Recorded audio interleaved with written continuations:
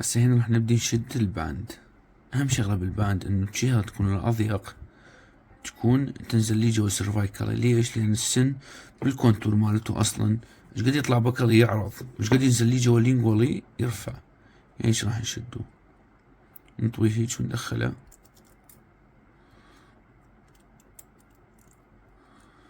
نرجع نشد هذه الفوق مال جوا، هاي الفوق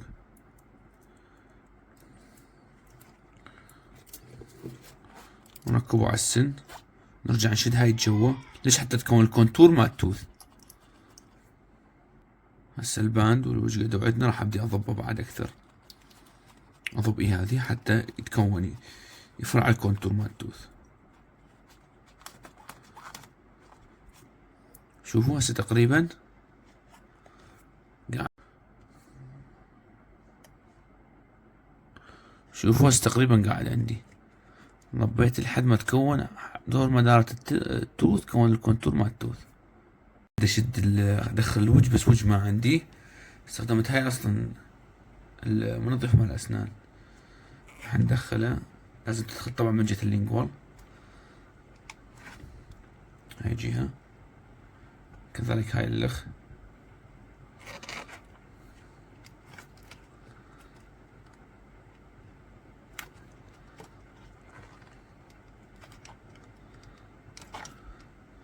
هسه الوضع تمام. هسه قاعد عندنا والامور تمام. الباند قاعد قوي، اتاكد منه الباند والريتينر. الوجات هاي كذلك صار له سنين مضبوط. هنا شوية فاتحة بس ما يخالف، بس نعدله كارفينج بالنهاية، لأن أصلا هنا السن كومبلكس. هنا راح تكون الحشوة كومبلكس. هسه نرجع لأكثر شغلة مزعجة. هاي كبسولة الأمالجم. شلون راح أخلطها؟ إذا ما عندي أمالجميتر، إما هاي كبسولة الأمالجم راح أدوسها أخليها ببطن كف وأظل أضرب بيها على الأرض مدة تقريبا 50 إلى 60 ثانية، مدة دقيقة تقريبا. هاي الطريقة. كبسولة الأمالجم هم أدوسها وأخليها ببطن بطل فارغ وأظل أخلط بيها. طبعا ما عندي أصغر من هذا البطل، فعل متوفر. أظل أخلط بيها الشكل لمدة 50 إلى 60 ثانية. هسه شوف بالطريقة اللي استخدمناها اللي هي طريقة الكف، وبدينا نضرب بيه على الأرض. شوف شلون طلعت سيتت هاي الأمالجم بعد ما طلعته من الكف. يعني سيتت الوضع تمام إن شاء الله. المفروض نشيل الأمالجم ونخليه بالكافيتي. المفروض أنا ما استخدم هذا التويزر. المفروض عندي أمالجم كارد، بس ما عندنا أمالجم كارد. احنا نشتغل على المتوفر. نقلته باستخدام هاي الأداة يسموه الكوندنسر. راح أبدأ أسوي له كوندنسيشن الأمالجم. ايش قد أطيق أضغط قوي. أبدي منين؟ أبدي من البروكسيمال، أنزله بالبروكسيمال، وبعدين طبعا الكوندنسر لازم يكون حجمه صغير. يعني هسه عندي انا حجمه كبير، لازم يكون حجمه اصغر من هالشكل. ليش؟ حتى تفوت بالكافيتي مالتي ما تضوجني بالشغل. شوف هنا ما تفوت. المفروض عندي كوندنسر حجمه اصغر يعني من هذا الشيء. هسه هذا استمر اسوي كوندنسيشن قوي. ايش قد قوي ايش قد احسن. يعني الحشوة كلش كبيرة كومبلكس صارت، فما راح يكفيني. يعني ما راح تكفيني حشوة وحدة. يعني اوريدي اصلا خلطت كبسولتين، راح اخلي اللخ هسه. شوفوا هسه هاي اللخ بالكافيتي واكمل الكوندنسيشن مالي.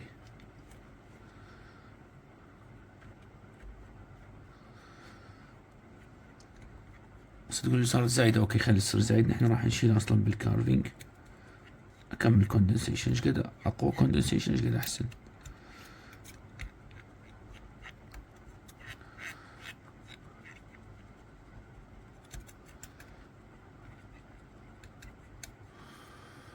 شوفوا ايش كان عندي غلط. كانت الفتحة هنا، هذه كانت هنا، فحولتوها على السريع فلشتوها. اللي دخلتوه من هنا راح ينظل ينزل الامالجم من هنا، فرجع اشد الباند من جديد. اظل اضب اكثر.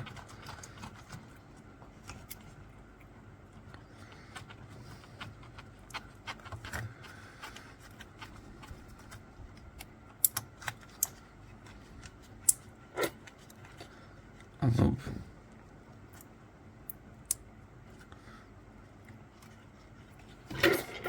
ارجع.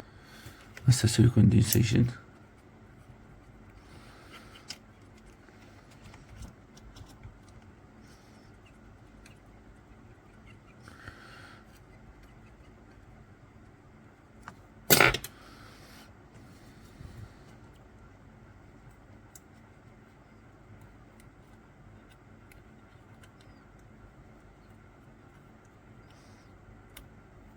اشيل الاكسس واخليه على الكسب، لان هنا عندنا كسبين، هذا واحد وهذا اثنين.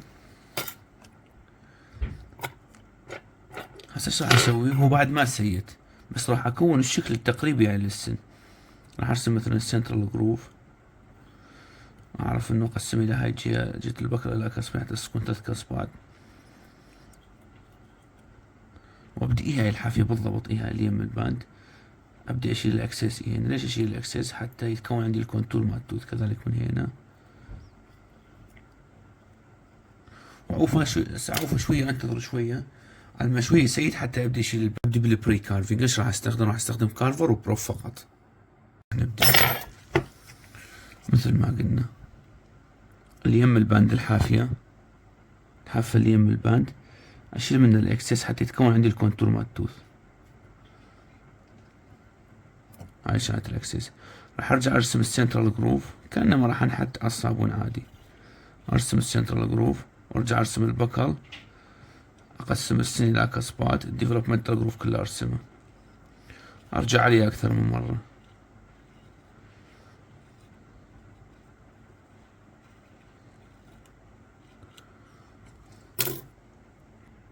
هسه ايش راح ارجع اسوي؟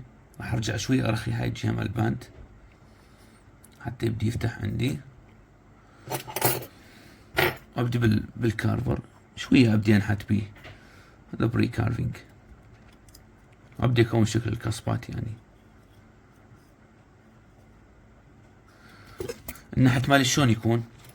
التيب اوف ذا كاسب، هاي التيب اوف ذا كاسب، اخلي الكاربون على التيب اوف ذا كاسب واخليها تمشي، وحده على التيب اوف ذا كاسب واللخ على السنترال جروف حتى ما يطلع عندي هاي سبوت. كذلك من جهة اللخ.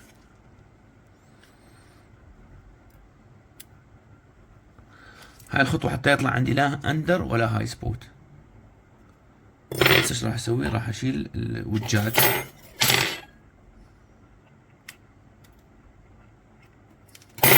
بعدين احل الباند،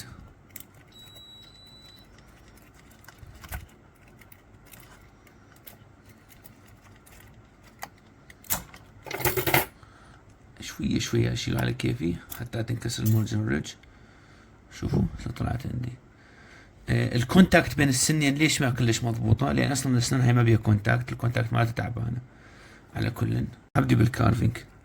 ايش راح اسوي بالكارفينج؟ اول شي هذا البكل، حاجة البكل راح ابدي اودي واجيب بالكارفر ويجي حتى اسوي له سينينج لهاي الحواف.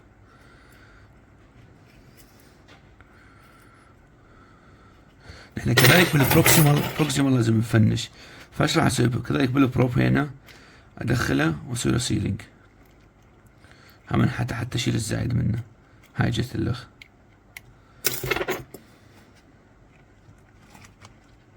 شوفوا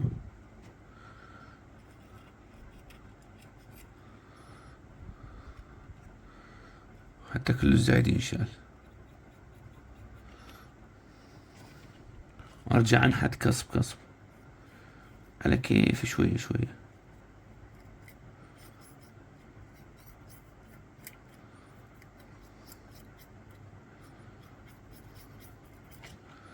كل كسب كأنه ما نحت بالصابون، نفس الخطوات ما نحت بالصابون. ارسم الجروف ارجع اعمقه. هسه حتى الاملقم يبين عندي، يبين الشغل. هسه حتى الاملقم يبين الشغل الاملقم يعني يبين الكارفينج مالتي. قطناية قطن رول او كوتن هاي المنظف مال الاذان، ابلله بمي واشيل الزايد. من عند ابلله بمي شوف هاي ينشال الزايد، هاي يبين الشغل عندي. الكارفينج مالي هاي يبين حتى اشيل الاكسس مالته، بدا يبين شغلي. ارجع مرت اللخ بالبروب، ارجع على الجروفات.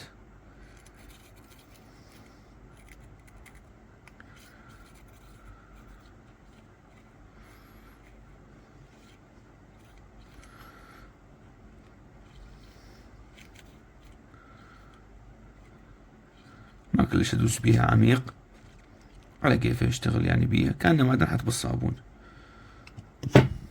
بس تقريبا كمل الكارفينج عندي. شوفوا الكارفينج تقريبا كمل عندي. زين اسوي له بورنيشنج؟ لا انا ما اسوي له بورنيشنج، انتظر السيد 4 أو 5 ساعات وارجع اسوي له بورنيشنج. اذا عنده بيشنت ماوث انطي جلسة اللخ ما يخالف، بعد يكون افضل حتى تسيد، واسوي له فينيشنج وبول.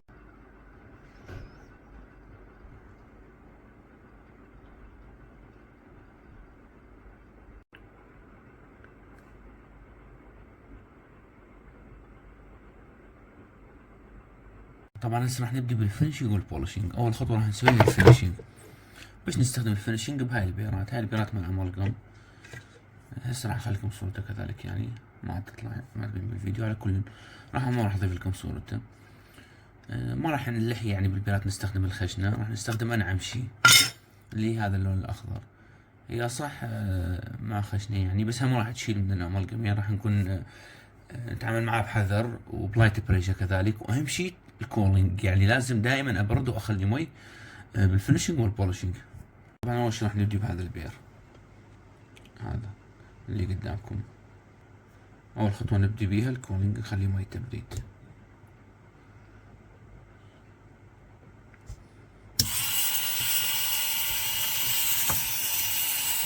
راح نبدي بالبكل سيرفس.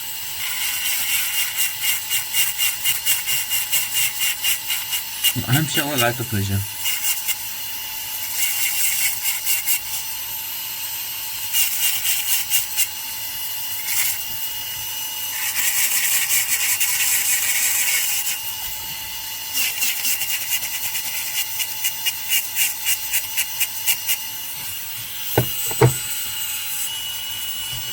بعدين راح نكمل بالفلوز سيرفس.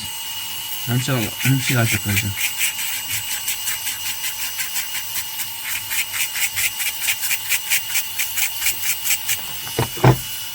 نرجع كذلك كولينج، كمل.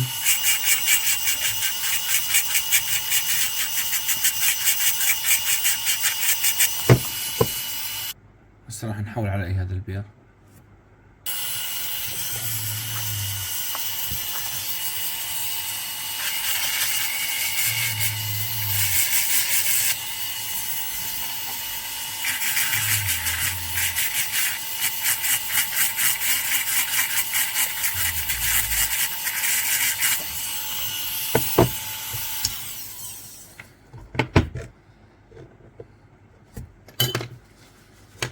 بعد راح نبدأ نستخدم هاي البرشات العفو.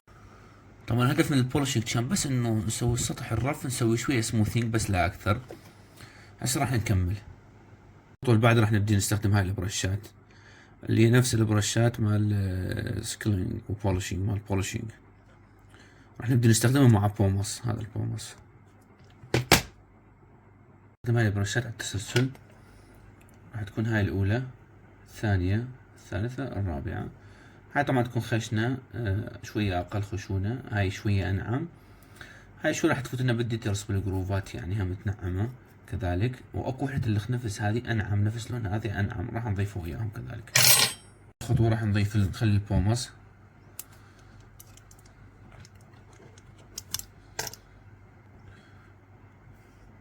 اهم شغلة قلنا نخلي المي ونبدي بإيه هذه اول لون، هي اللي على صفار.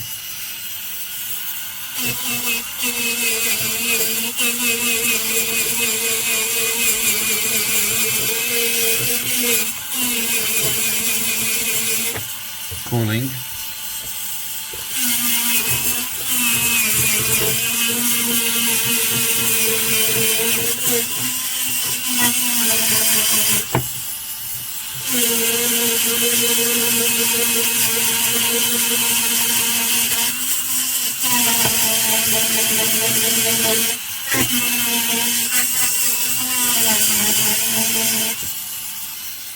لاحظوا شلون بعد بأول وحدة استخدمناها بتبين اللمعة.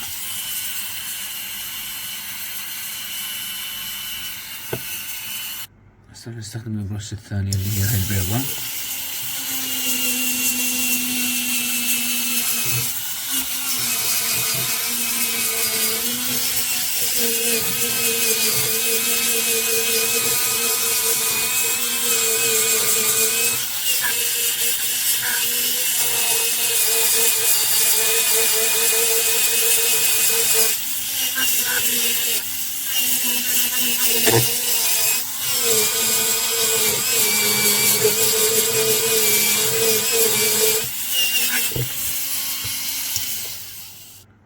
بس نستخدم هاي البرش اللخ اللي تكون أنعم شوية.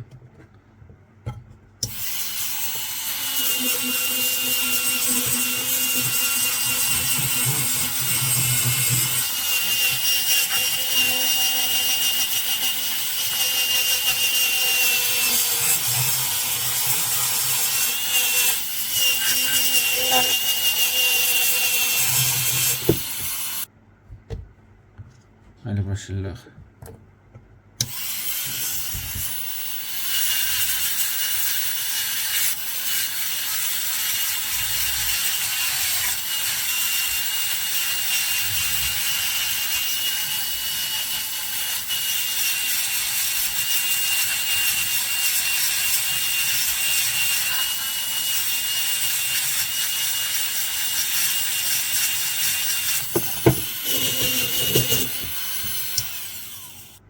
وهاي الأخيرة.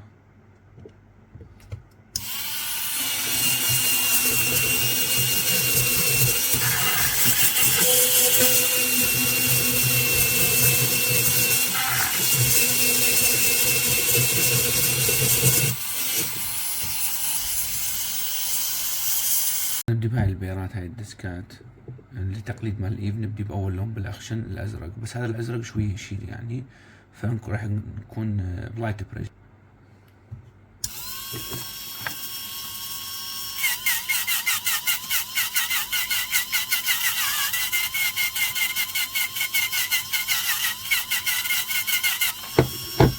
كافي.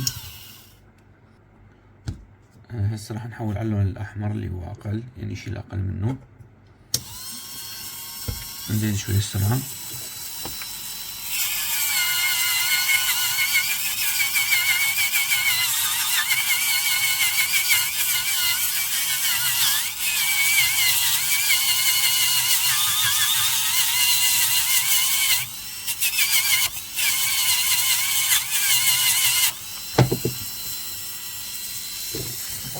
هسه بدأت تقريبا يعني طلعت اللمعة اللي احنا نريدها. راح نستخدم اخر بيرات شوية من التلميع اللي هو هذا الصوف.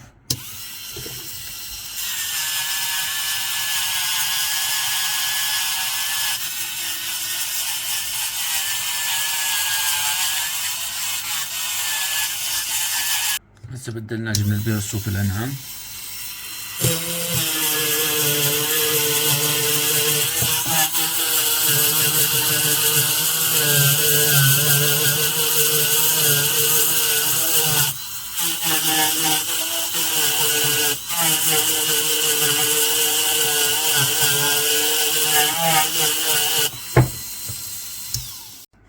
هاي النتيجة النهائية. اللمعة حلوة يعني، بس للأمانة يعني عندنا هنا ايرور. مثلا هذا القصب شوية ناصي. ليش؟ لأن كمية الأملغم كانت هنا قليلة. الصراحة ما ظل عندي أصلا أملغم يعني، فسويته بالموجود. المفروض ينضاف هنا أملغم، المفروض هنا ينضاف أكثر، فالسطح صار يعني ما كل شي سموث 100%، بس على كل النتيجة مرضية يعني.